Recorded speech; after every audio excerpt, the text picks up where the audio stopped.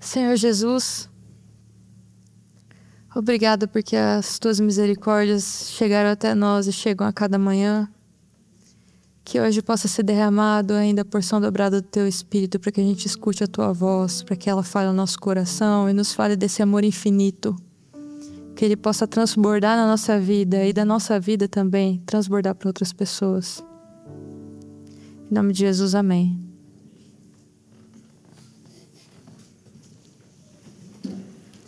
Seu Justino, 50 anos. Pedreiro e pastor. Uma manhã, seu Justino acorda e agora, será que seu Justino continuará sendo um pedreiro e pastor, seguindo fiel às suas profissões, ou será que seu Justino tomará a decisão mais importante, mais difícil de sua vida? A decisão de seguir a vontade de Deus. A Globo foi entrevistar seu Justino e o repórter pergunta para ele: mas seu Justino, por que o senhor, sendo um homem casado, decidiu dormir com a sua fiel, que também é casada com outro homem, mãe de 4 filhos? Seu Justino responde: eu não queria, mas eu tive que fazer a vontade de Deus. E seu Justino lê para o repórter da Globo o que está em Oséias no capítulo 3. Se Deus falou para Oséias, ele também falou para mim. O Senhor me disse, Oséias 3, verso 1, vá outra vez e ame uma mulher que é amada por outro e adultera. E daí o repórter perguntou: mas seu Justino, está escrito que é para o senhor adulterar? Sim, está escrito, está na Bíblia dele, mas não tem um acento aí, seu Justino. Seu Justino, deu tela azul no seu Justino, ficou ali um minutinho e ele falou: ainda bem que você falou disso, porque uma coisa puxa a outra. E assim termina a entrevista. Você conhece o seu livro sagrado? Você já leu a Bíblia de capa a capa, de tela a tela? E além de ler o seu livro sagrado, de conhecer o seu livro sagrado, você sabe como interpretar esse livro? Ou você está que nem o seu Justino, esquecendo os acentos do seu livro sagrado? Então é por isso que a gente começou semana passada uma série aqui na comunidade sobre a Bíblia. O pastor Edson falou para a gente sobre a questão da inspiração da Bíblia. A gente vai ver como o cânon da Bíblia foi formado através dos próximos sermões. E hoje a gente vai ver como os livros da Bíblia estão organizados. Então, a gente já começa, com a palavra Bíblia. A própria palavra Bíblia quer dizer livros. Então, quando você segura a sua Bíblia na mão, na verdade, você não está segurando somente um livro, mas está segurando uma biblioteca inteira na sua mão. São vários livros. E a palavra Bíblia, ela vem porque os gregos, eles começaram a chamar os rolos de papiro de Bíblia. Papiro é aquela planta aquática, que você já deve ter ouvido falar, que a civilização pôde escrever a sua história, porque foi o material mais barato que foi ali encontrado. Bíblia vem de Biblos, que é um porto da Fenícia, no qual os gregos importavam os rolos de papiro ali para fazer as suas escritas. Então, a Bíblia protestante, que a gente tem em mãos, ela é formada por 66 livros, 39 são aquilo que forma o Antigo Testamento e 27 livros são aquilo que forma o Novo Testamento. Os judeus, eles não chamam o Antigo Testamento de Antigo Testamento, mas chamam de Tanar. As 3 letras T, N, K, que formam Tanar. T quer dizer Torá, ensinamento. N, Neviim, que são os profetas. E K, Ketuvim, que são os escritos. Então, Antigo Testamento e Tanar são o mesmo grupo de textos, só que eles são organizados, eles vêm em ordem diferente. Então, por exemplo, o livro de Esther, que está ali no início do Antigo Testamento, indo para o meio do Novo Testamento, para os escritos judaicos está no finalzinho das escrituras dele, enquanto na nossa ele está mais para o início, para ele está mais no final. Então, é o mesmo livro, Esther está nos 2 livros, só no mesmo grupo de textos, mas é organizado de forma diferente. Então, os 5 primeiros livros, Gênesis, Êxodo, Levítico, Números e Deuteronômio, que forma aí o Pentateuco, a lei, são as alianças que Deus fez com Israel. É aquele grupo de textos que você faz aqueles seus planos, de de ano novo, já pensa assim, não, esse ano eu vou arrebentar de estudar a Bíblia, esse vai ser o meu ano, esse ano eu vou brilhar. E daí você começa lá, Gênesis 1, que Deus criou o mundo, que Deus maravilhoso criou, e lindo, daí começa a vir os textos. Fulano viveu 65 anos e gerou a Ciclano. E depois que gerou a Ciclano e teve filhos, e viveu mais tantos e tantos anos, e viveu 800 e tantos anos. E daí as provas já começam a vir. As provas são aquele texto, não vou desistir, porque cristão não desiste. Daí você continua, daí você chega em outro grupo de textos que fala assim: e fizeram de madeira de acácia tábuas para o templo para serem colocadas verticalmente. Elas tinham 4,5 metros de comprimento e não sei quantos centímetros. Daí você vê que a vida do cristão não é fácil. E daí você vai lá, o serviço dos sacerdotes, e tinha sacrifício diferente, dependendo das coisas que aconteceram, sacrifício diferente. Daí você pensa assim, para quê, gente? Para que eu quero saber das tábuas do santuário? Nem tem mais santuário aqui hoje. Mas se a gente for ver, os 5 primeiros livros são os livros que formam que a Bíblia ela está alicerçada, ela está fundamentada nesses 5 primeiros livros. Então, não adianta assim, você quer entender Apocalipse, mas como que você vai estudar Apocalipse se não se estudou os 5 primeiros livros? Várias frases que Jesus fala, se você estuda a Bíblia, você já vai ver assim, olha, eu acho que eu já ouvi isso aqui em outro lugar. E realmente você já viu, e já ouviu isso em outro lugar, porque Jesus tira várias coisas desses 5 primeiros livros do Pentateuco. Quando Jesus fala assim, nem só de pão viverá o homem, mas de toda a palavra que sai da boca de Deus, ele está citando Deuteronômio capítulo 8. A tentação de Jesus no deserto, as 3 vezes que ele responde ao diabo na tentação do deserto, ele responde com o livro de Deuteronômio. Daí você entende que nem toda pirâmide é ruim, que na Bíblia tem um esquema de pirâmide. Quando você quer entender melhor Mateus, para entender melhor Mateus, você precisa estudar Deuteronômio.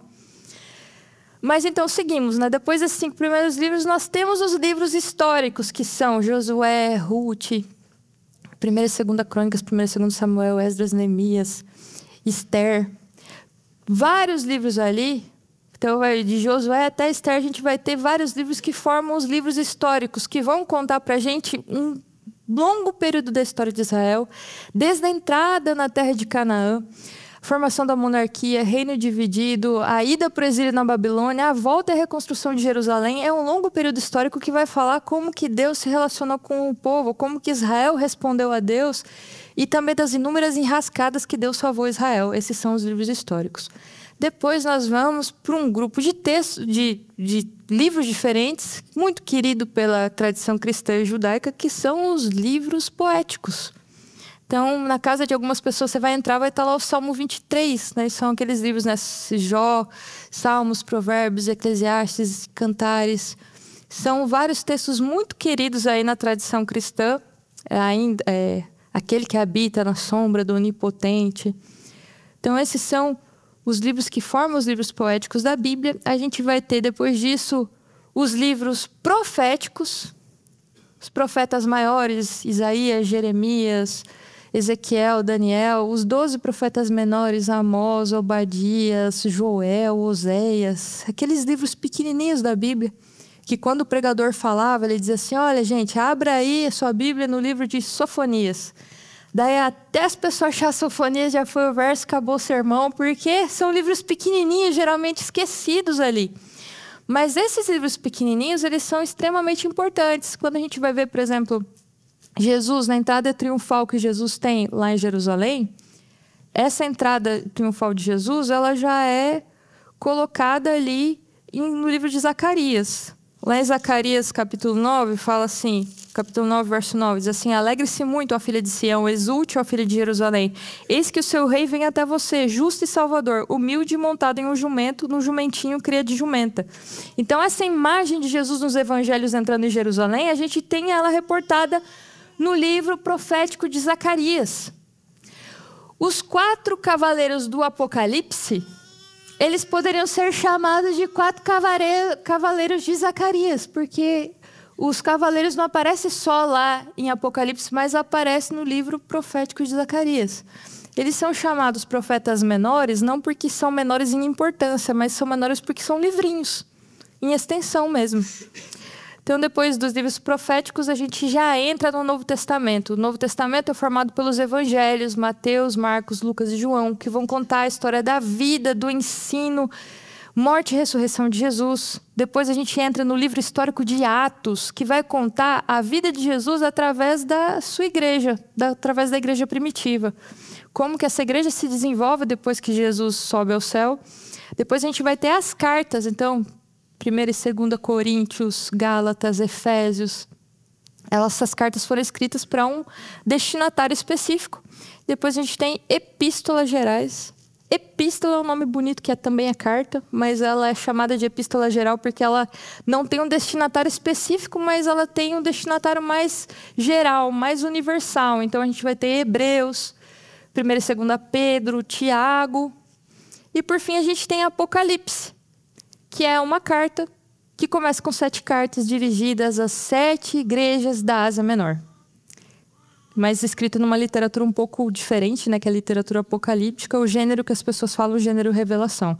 Assim que os livros estão organizados, eles foram escritos em línguas diferentes. O Antigo Testamento praticamente inteiro foi escrito em hebraico, que era a língua que se falava na Palestina antes do cativeiro da Babilônia. Depois do cativeiro, eles começam a falar mais aramaico. Aramaico é a língua que Jesus fala. Só que em aramaico a gente só tem partes do livro de Daniel e partes do livro de Esdras.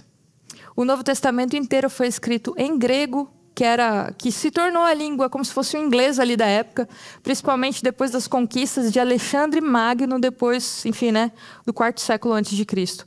Então a gente viu que a Bíblia ela foi escrita por autores diferentes, são mais de 40 autores, num período histórico diferente, que são mais ou menos aí um período de 1500 anos, em línguas diferentes e também em estilos literários diferentes. 43% da Bíblia é formada por narrativas, é formada de histórias. 33% é formada por poesia e 24% é formada em discurso em prosa. Então, quase metade da Bíblia é escrita em história. E a gente fica pensando, por que Deus escreveu em história a maior parte da Bíblia? Será que são historinhas aí? A gente ama histórias, eu acho que desde que a gente é criança, a gente ama ouvir histórias. E é muito mais fácil memorizar uma história do que memorizar uma lista de coisas, do que memorizar tópicos. Então, as histórias elas foram carregadas aí por gerações e elas estão ali com os valores do reino de Deus através dessas histórias. Só que as histórias da Bíblia elas são um pouco diferentes daquelas histórias que a gente está acostumado. Porque a literatura ocidental, ela carrega as histórias cheias de detalhes, né? E daí a gente vai para a Bíblia, não tem tantos detalhes assim. Por exemplo, como que era a casa do filho pródigo? Quantos banheiros tinha? Que cor era a casa do filho pródigo? Não fala também muito da aparência das pessoas. Como que era o pai do filho pródigo? Será que ele era gordo? Será que era magro? Será que era mais velho? A gente não sabe. A Bíblia não fala. Mas quando a Bíblia resolve contar um detalhe, é porque esse detalhe vai ser importante na história. Tem uma história que eu gosto demais, gente. Fala do homem mais bonito da Bíblia. Abra aí. E esse era bonito, porque, ó, como eu falei, a Bíblia não fala muitos detalhes. Quando a Bíblia quer chamar alguém de lindão, assim, nossa, esse era muito gato, ela vai dizer assim, esse tinha boa aparência. Esse daqui é mas olha só como que a Bíblia descreve Absalão. Olha só. 2 Samuel 14, verso 25 e 26. Em todo Israel não havia homem tão celebrado por sua beleza como Absalão. Você já ganhou um diploma de bonito aí da sua cidade? Esse daqui, Absalão, você não ia dizer oi para Absalão, você ia aplaudir, porque o homem era um espetáculo de lindo, ele era muito bonito. Desde a planta do pé até o alto da cabeça, não havia nele defeito algum. Beijo livre, hein? Hoje você chega em casa e você fala assim, meu bem, você não é Absalão, mas você da planta do pé ao alto da cabeça, você não tem defeito nenhum para mim. E é isso, a alegria das famílias da comunidade. E você que é solteiro, você se comporte, você continue em oração dizendo, Senhor, eu não te pedi nada, eu só queria um Absalão no frio desse inverno. Continue.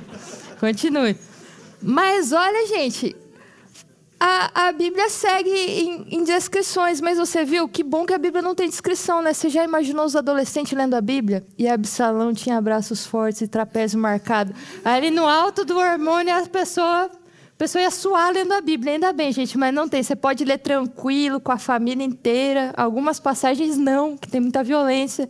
Mas essa dá para ler tranquilo. Mas olha só o que acontece. Quando cortava o cabelo, isso se fazia no final de cada ano, porque o cabelo lhe ficava pesado demais, o seu peso era de mais de 2 quilos segundo o peso real. Eu acho que essas balanças estavam meio viciadas. Mas aí você pensa, por que alguém vai cortar e pesar o cabelo? Para que ele vai fazer isso? É para ele mesmo saber quanto que ele está produzindo de cabelo? Se está dando certo o minoxidil da antiguidade? Para que ele pesa o cabelo? Para os calvos amigos olharem e chorarem, dizendo: eu só queria 150 gramas desse cabelo. É importante ver como que Absalão se desenvolve na história. Ele vai ser um cara que ele gosta de mostrar, ele gosta de ser celebrado, ele gosta que as pessoas vejam. Ele olha para o pai dele e diz assim: eu sei governar melhor do que você. Ele gosta que as pessoas cheguem para ele e perguntem, peçam conselhos para ele. Ele é o cara que gosta de aparecer.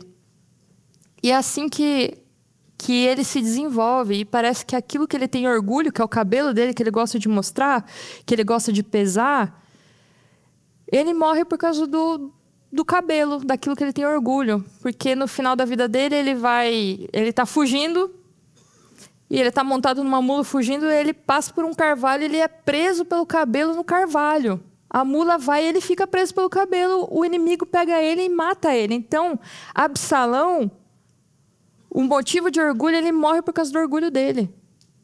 Então a gente olha para essa história e a gente vê que essas histórias que parecem histórias bobas em relação à nossa cultura, elas na verdade estão colocando importantes questões humanas. A gente vai desvelando, a gente vai aprofundando naquilo que é o ser humano e naquilo que a gente é.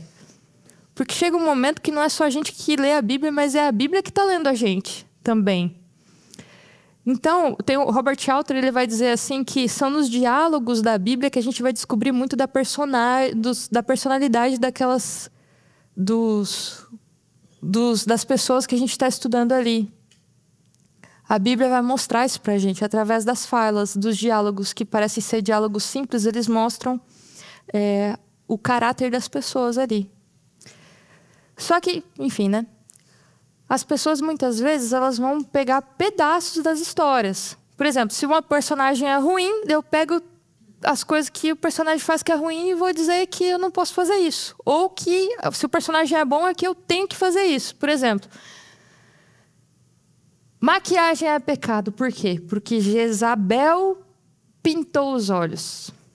Daí você vai olhar o texto. Jezabel pintou os olhos, penteou o cabelo e olhou pela janela. Então é pecado você pintar os olhos, pentear o cabelo e o maior pecador de todos, olhar pela janela. Será que é assim que eu interpreto?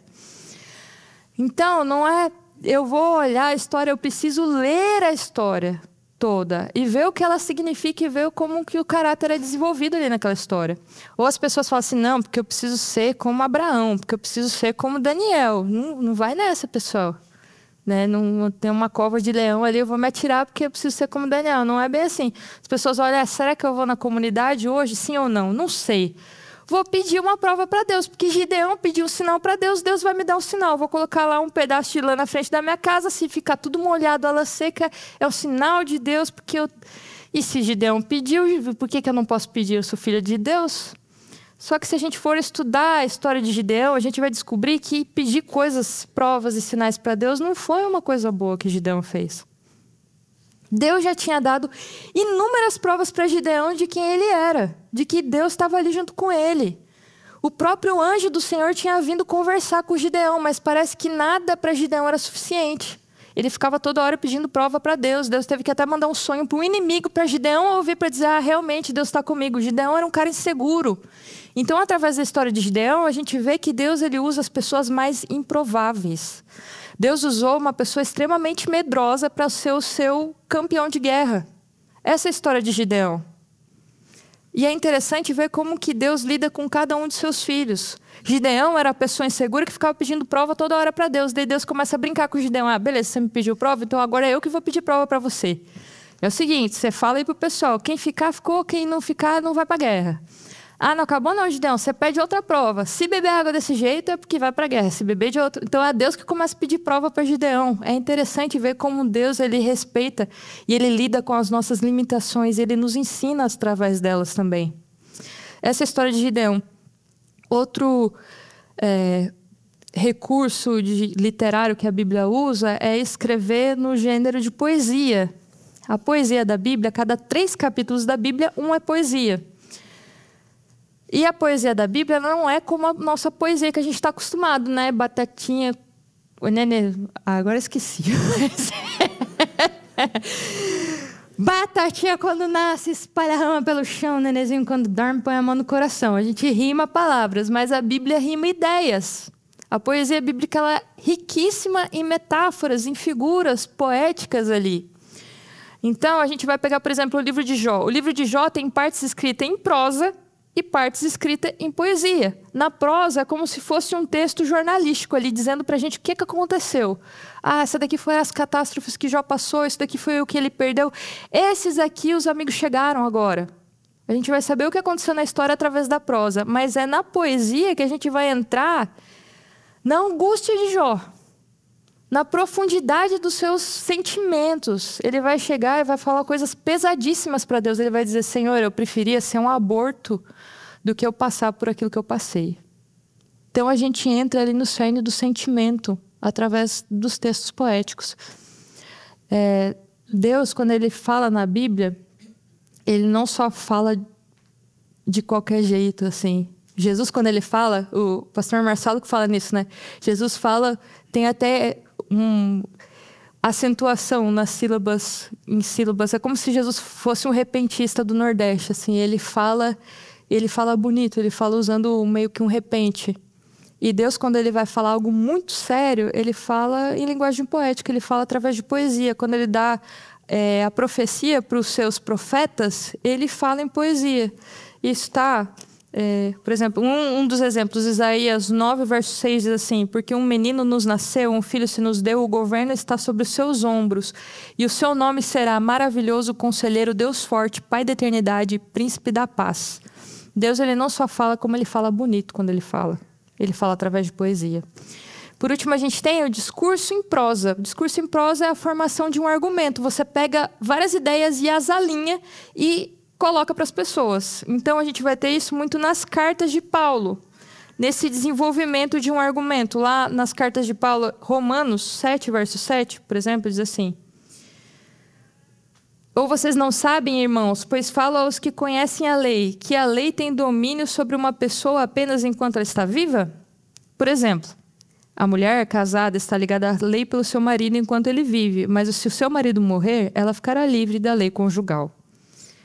Paulo tem a leve impressão de que eu estou conversando com alguém que tem TDAH quando estou lendo as coisas de Paulo, porque ele muda de assunto toda hora. Ele é hiperativo, ele está falando de uma coisa, depois está falando de lei, depois é casamento, gente. Paulo, ele é brilhante e ele é extremamente persuasivo, ele quer fazer com que a gente entenda. Vocês querem entender lei? Vou mostrar para vocês. É o seguinte, está vendo a lei aqui que vocês estão, mas acho que vocês estão interpretando errado, pessoal. Então, ele dá um argumento e dá um exemplo para exemplificar o argumento que ele deu. E, às vezes, ele é muito doido, porque ele dá, às vezes, o exemplo antes do argumento. Então, você tem que ficar ligado com Paulo. Mas, no final, ele vai te convencer, porque ele é bom nisso. Então, esses 3 estilos literários a gente viu aqui. E você pode estar se perguntando, beleza, já vi como a Bíblia é organizada, já tenho uma noção disso, já sei que a Bíblia usa linguagens e gêneros diferentes, mas como que eu vou saber se aquilo que eu estou lendo eu estou interpretando de forma correta ou não? Tem uma passagem de Jesus com os seus discípulos que eu fico pensando bastante.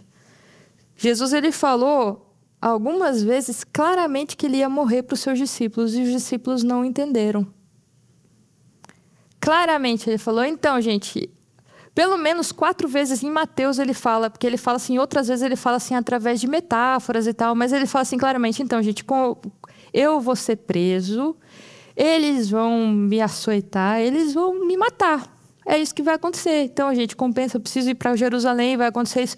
E os discípulos não entendem. Então, em Mateus 16, Jesus fala, então, gente, eu vou morrer. Quando Jesus acaba de falar, Pedro vira para ele e fala assim, não, Senhor, isso não vai te acontecer. Não, claro que não, claro que isso não vai. Então, uma das reações dos discípulos é, isso não vai acontecer. Negação.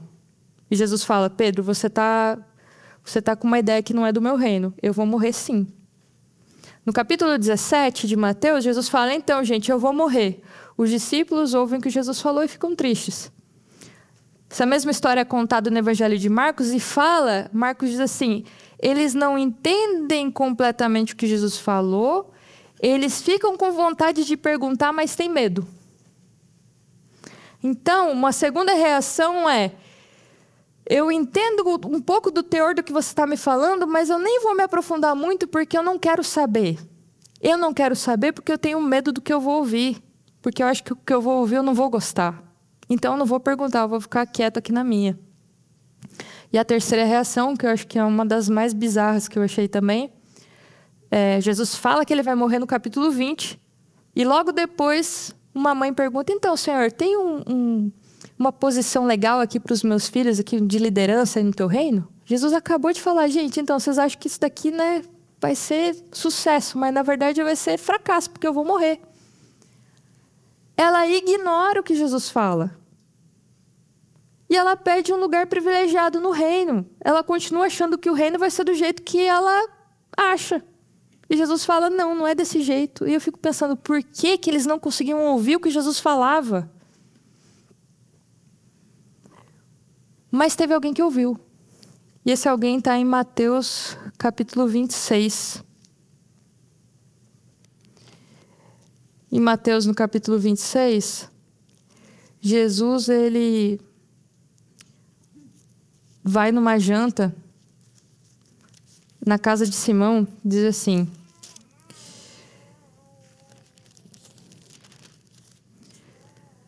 quando Jesus estava em Betânia, na casa de Simão, o leproso, aproximou-se dele uma mulher trazendo um frasco feito de alabastro com um perfume precioso que ela derramou sobre a cabeça de Jesus, estando ele à mesa.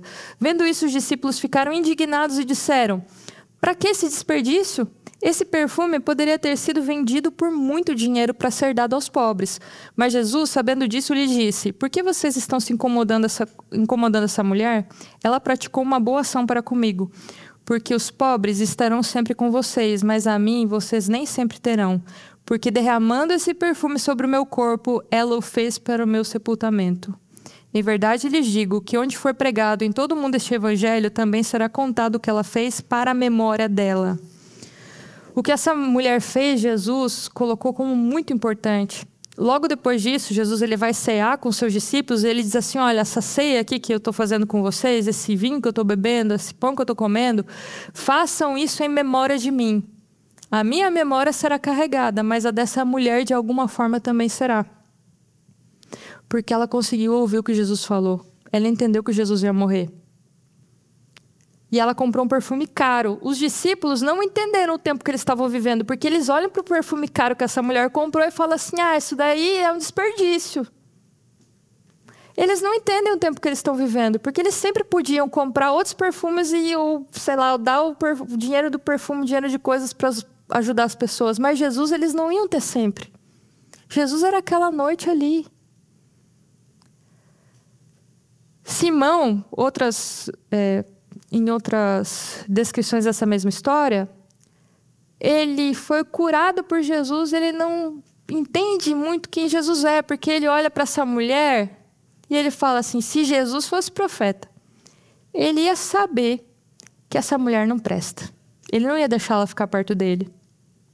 Então ele não, apesar de ele ter sido curado por Jesus, ele duvida de quem Jesus é, porque se ele soubesse quem ela é, não deixaria ela ficar perto.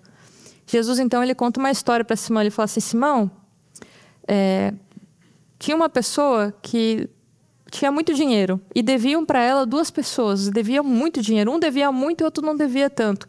A quem essa pessoa ama mais? Essa pessoa perdoou as duas pessoas. A quem ele ama mais? A quem devia muito ou quem devia pouco? Daí Simão fala assim, olha, ama mais a quem mais ele perdoou.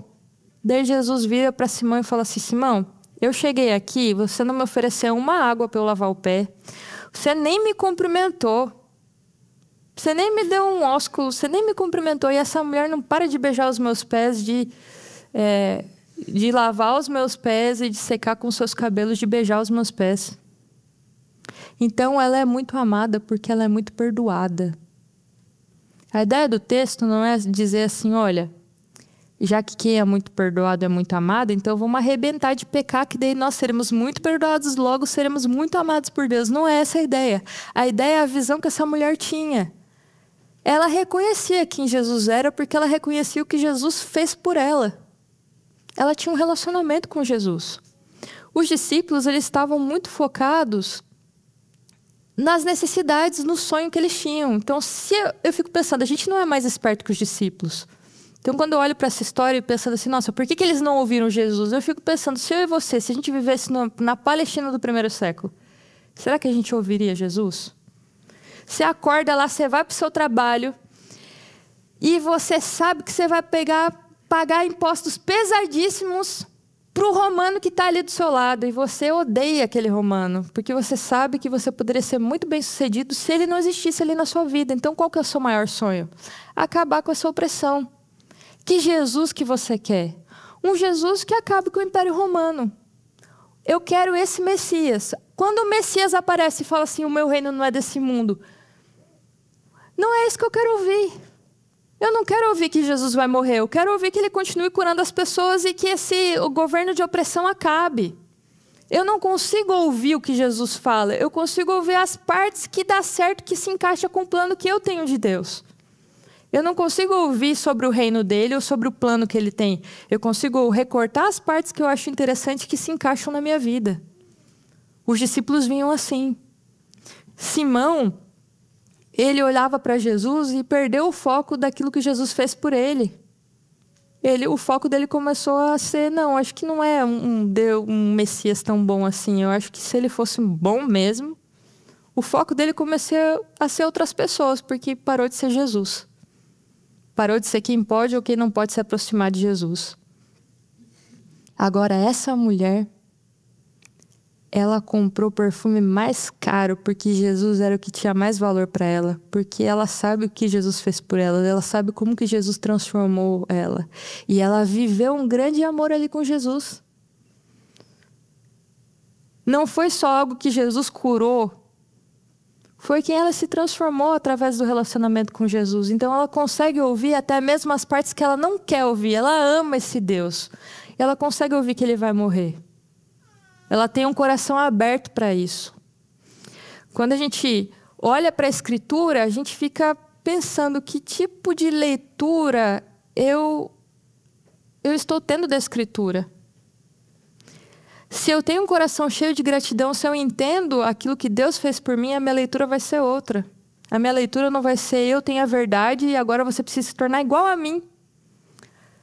E precisa aprender comigo. Não vai ser uma leitura de superioridade, não vai ser uma leitura de, enfim, que vai dividir, vai trazer morte na vida das pessoas. Quando a gente olha para o Salmo 1 da Bíblia, que fala assim, feliz é o homem.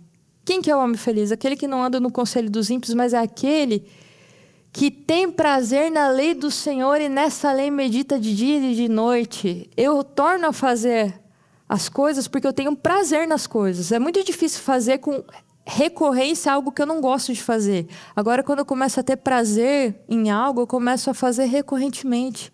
A Escritura fala que a palavra meditar em hebraico é a palavra hagar. É como se eu mastigasse. Então, quando eu estou meditando na palavra de Deus, é como se eu estivesse mastigando ali aquele verso. Mastigando, e uma hora eu vou engolir aquilo vai fazer parte de mim. Parte de quem eu sou. E aí eu vou me tornar, como diz o Salmo 1, ele será como a árvore plantada junto à corrente de águas, cuja folhagem não murcha, que no devido tempo dá o seu fruto.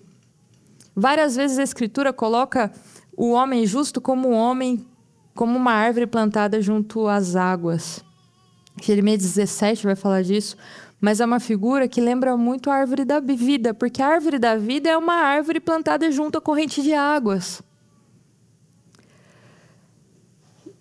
que no devido tempo dá o seu fruto e tudo que ele faz prospera. Essa palavra tsalar do hebraico não é só que o homem, tudo que ele faz prospera, mas ele faz tudo prosperar. Ele faz as pessoas que estão do lado dele prosperarem. A minha leitura da Bíblia, ela vai fazer com que eu tenha uma vida feliz, com que independente das estações da minha vida, do ano, a minha folhagem não murcha, eu permaneço firme, porque eu me alimento dessa água abundante, que é o próprio Jesus. Eu me alimento dessa água e quem está do meu lado eu faço prosperar também. É como se eu me tornasse uma árvore da vida na vida de outras pessoas, porque eu recebo da vida que é Cristo e eu transbordo essa vida para as pessoas. Então, que a nossa leitura da Bíblia a gente consiga ouvir o que Deus fala para a gente, não as partes que a gente gostaria que Ele falasse.